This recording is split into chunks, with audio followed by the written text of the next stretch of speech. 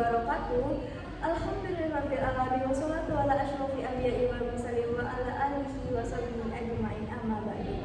Pertama-tama, marilah kita panjatkan puji dan syukur atas kehadirat Allah SWT yang mana telah memberi kita kesempatan dan kesehatan pada hari ini.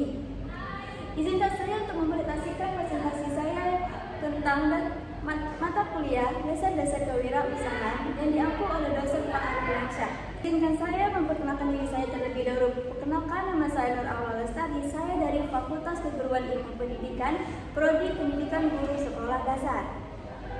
Baik, di sini saya akan mempresentasikan presentasi saya. Baiklah, yaitu kreativitas dan inovasi.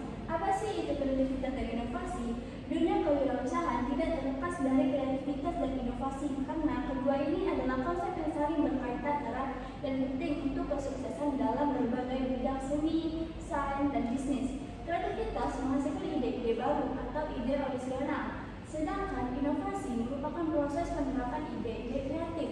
Inovasi merupakan produk, barang atau jasa, layanan, proses, atau model bisnis baru. Kreativitas dan inovasi dapat ditinggalkan dengan syarat.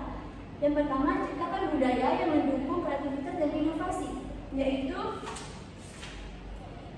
kita bisa dorong karyawan untuk menghasilkan ide-ide baru dan berikan mereka penghargaan atas ide-ide yang telah diberikan. Yang kedua, berikan pelatihan kepada karyawan tentang kreativitas dan inovasi, yaitu banyak pelatihan yang tersedia sehingga dapat membantu karyawan untuk mengembangkan keterampilan kreatif dan daya inovatif mereka. Yang ketiga, sediakan waktu dan ruang bagi karyawan untuk berkreasi, yaitu kita bisa berikan karyawan waktu dan ruang untuk bertukar pikir dan menghasilkan ide-ide baru. Yang terakhir, bersikaplah terbuka terhadap kegagalan.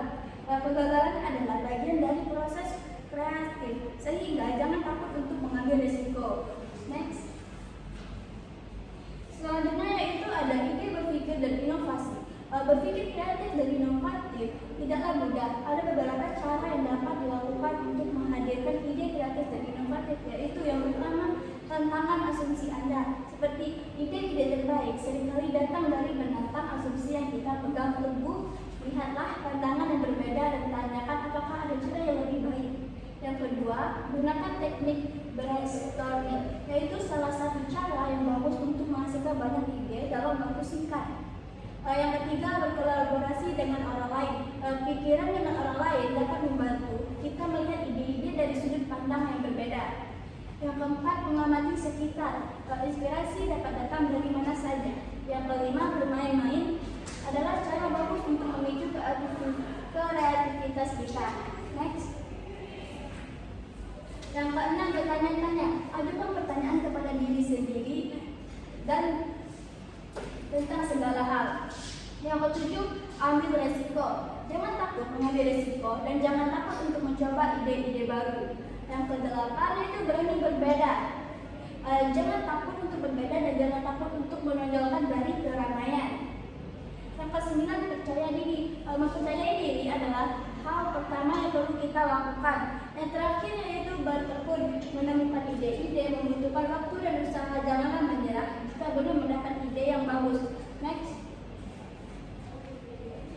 Perilaku inovatif. Perilaku dan inovatif merupakan serangkaian tindakan yang dilakukan oleh individu atau kelompok untuk menghasilkan ide-ide baru dan menerapkan ide-ide tersebut untuk menciptakan sesuatu baru dan bernilai.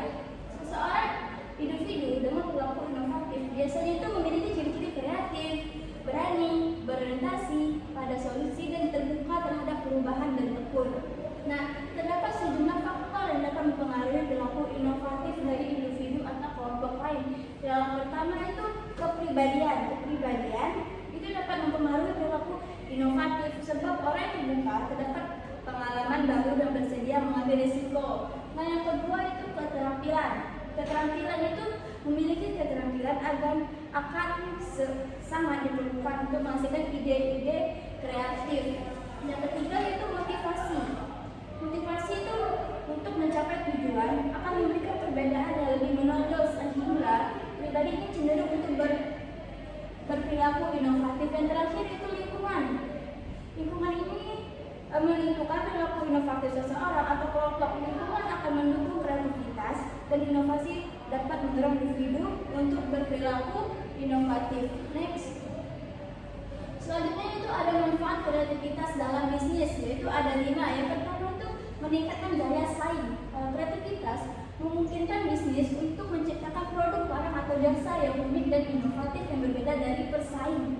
Contohnya itu seperti ojek online, merupakan perusahaan startup asal Indonesia telah sukses dengan model bisnis dalam bidang transportasi dengan layanan online. Yang kedua yaitu ada meningkatkan keuntungan. Produk atau layanan baru yang kreatif dapat menghasilkan dapat tambahan bagi organisasi bisnis. Dengan adanya kreativitas akan membantu bisnis menghemat biaya. Contohnya seperti perusahaan kosmetik lokal seperti Wardah yang dinilai telah sukses dengan produk inovatif yang disesuaikan dengan kebutuhan konsumen Indonesia. Yang ketiga yaitu meningkatkan moral karyawan.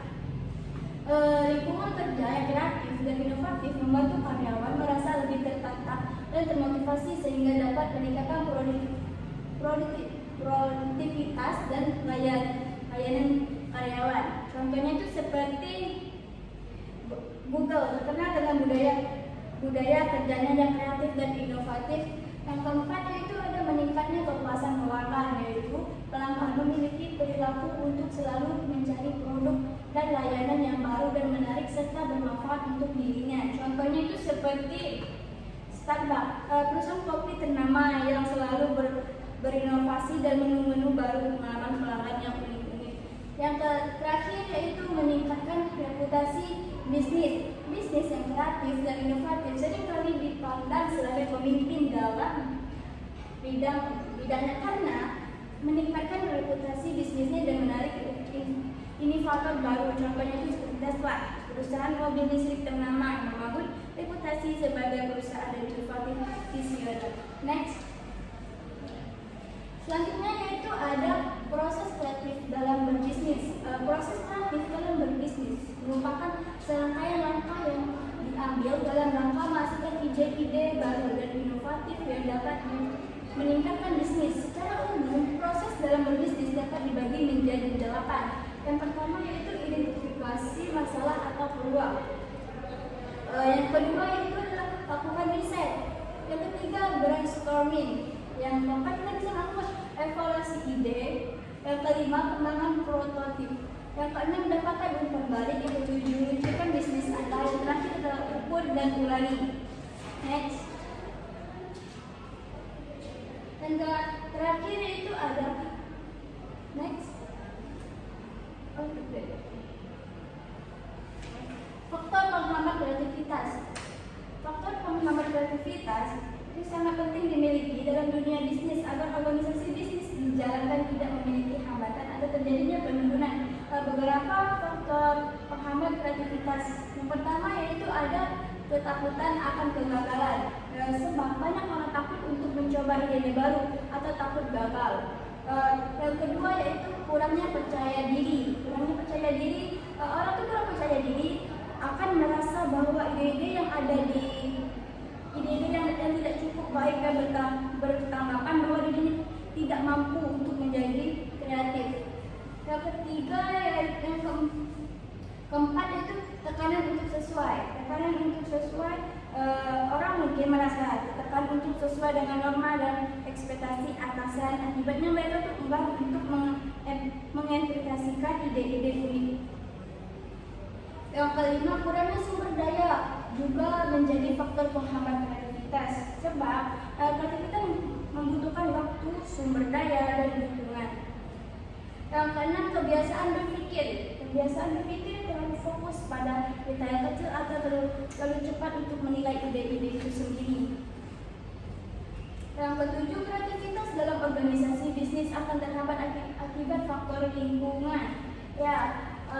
Yang berantakan atau tidak nyaman sehingga mengganggu fokus dan konsentrasi. Yang terakhir yaitu kelelahan juga dapat menjadi faktor penghambat kreativitas. Ketika kita lelah, otak kita tidak dapat bekerja secara optimal. Hal ini itu bisa menyebabkan kita lebih sulit untuk berpikir kreativitas. Next. Yang selanjutnya yaitu inovasi terbuka. Inovasi terbuka ialah sebuah paradigma yang menekankan pentingnya kolaborasi eksternal